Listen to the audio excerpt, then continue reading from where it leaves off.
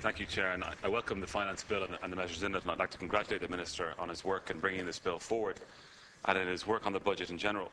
And I wanted to use this opportunity, if I may, to touch upon some issues that I made in pre-budget submissions to you, Minister, so you'll be familiar with them. On the point of income taxation in general, I think it's good to see that income taxes now, taxes on work, are at the beginning of this cycle where they're going to be coming down in a number of areas. I think it's necessary at this part of the economic cycle if we're to continue to increase productivity in the economy, continue to increase jobs in the economy. And the result of that will be more taxation coming through to revenue and greater money to spend on the public good. So I think it's quite an important thing that we're doing that. However, I would caution against maintaining this discrimination imposed on higher earners through the USC. I think it's counterproductive to economic growth and to what we're trying to achieve, but I also think it's unfair, given that these income earners pay a far greater proportion of their income in taxation when you compare them to other people working in the economy in Ireland, but also when you compare them to other higher earners in other jurisdictions. So I hope that we can quickly come to a point where nobody's marginal rate of taxation is above 50%, because it's far too high, and I'm very glad that we have made a commitment to do this if we are re-elected. I think that's very important, and I think it's equally as important that we finally move to tax equality for the self-employed versus PAYE workers. I know we made the first step in that direction in this budget, and I hope if we're re-elected we could do that in one more budget, rather than spreading it out over 2 or 3. I hope we could get there in one budget, because I think it's important, and it comes back to what some earlier speakers have said about bad taxes driving out good money. Wealth creation is a good thing. We need to create as much wealth as we can so that we can then distribute that wealth in a fair way and towards the public good. And I think that should be our motivation as we look now forward to, hopefully, another term in government, but certainly a fiscal course for the coming years. I know a number of measures were considered when it comes to people on lower salaries, lower income earners. What I would have liked to see myself would have been a reduction in the VAT rate, either alongside measures introduced in this finance bill or instead of some of them. And that might have been instead of people who are taken out of the USC tax altogether. Because I think when it comes to things like people's disposable income on lower salaries, a change in VAT could have actually a proportionally greater impact on their lives and how they live them. So I think that might have been something that could have been looked at, and I hope it's something we can look at in the future. When it comes to capital acquisitions taxes, some people have called it the debt tax to me, others people know it more commonly as the inheritance tax.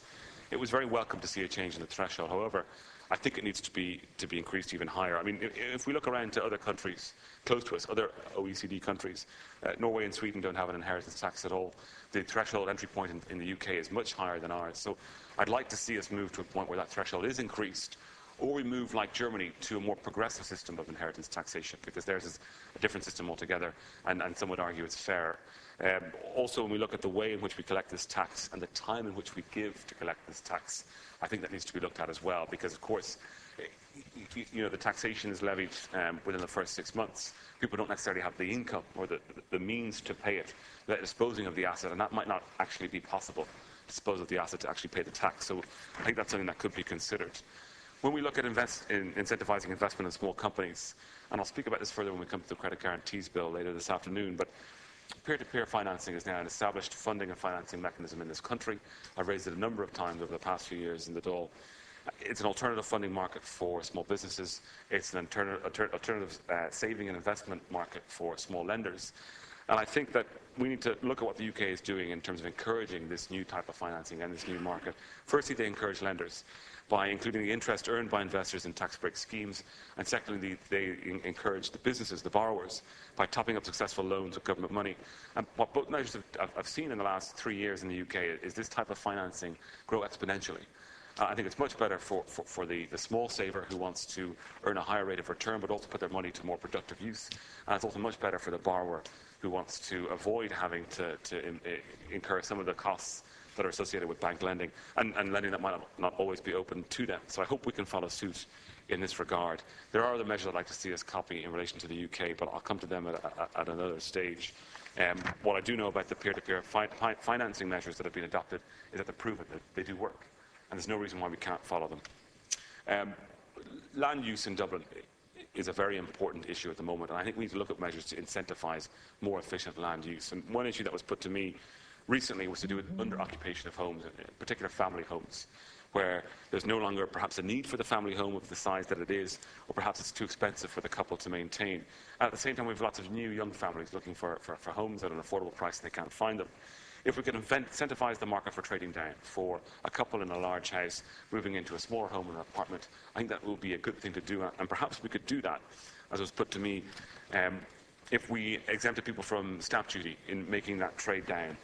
Of course, there would be criteria that you'd have to put in place to make sure that it wasn't abused, but it might be one way to help a more efficient use of land in Dublin. Another thing we have in Dublin as well is we have a significant amount of vacant space above commercial premises, and I think you'll see this if you walk down any main street in the city or even in our urban villages. I think we can incentivise above the shop living. I think that's more towards the norm in other European cities, and you'll see that. And maybe the most efficient way, the quickest way to get about that is through tax reliefs. But I think it's something that needs to be considered now, particularly in the context of the current crisis that we're facing. Collaboration with Dublin City Council is needed, of course, because the regulation and the red tape when it comes to changing the uses above shops and things like access, minimum size and standards, that needs to be looked at because there's a form of hyper-regulation there now when it comes to these standards that isn't there in other European cities. And we've all been to other European cities either through work or through own personal travel, and you don't have that kind of restrictions on accommodation conversion that there are in Europe. You don't have them in Europe that we have them here in Dublin.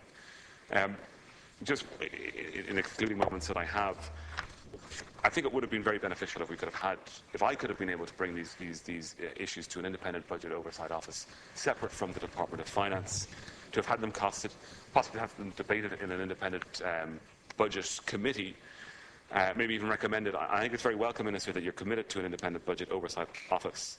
I think the sooner we get it off the ground, the better. I think it must be accompanied by some sort of a standing year-round budgetary scrutiny committee, separate from the Finance Committee, because it has a much wider remit and focus, so that you could debate these individual measures once you had them costed, and then perhaps bring them forward as recommendations. I'd also like to see the Fiscal Advisory Council reporting directly to such a committee to give it greater independence from government, but also to give the Dáil greater power.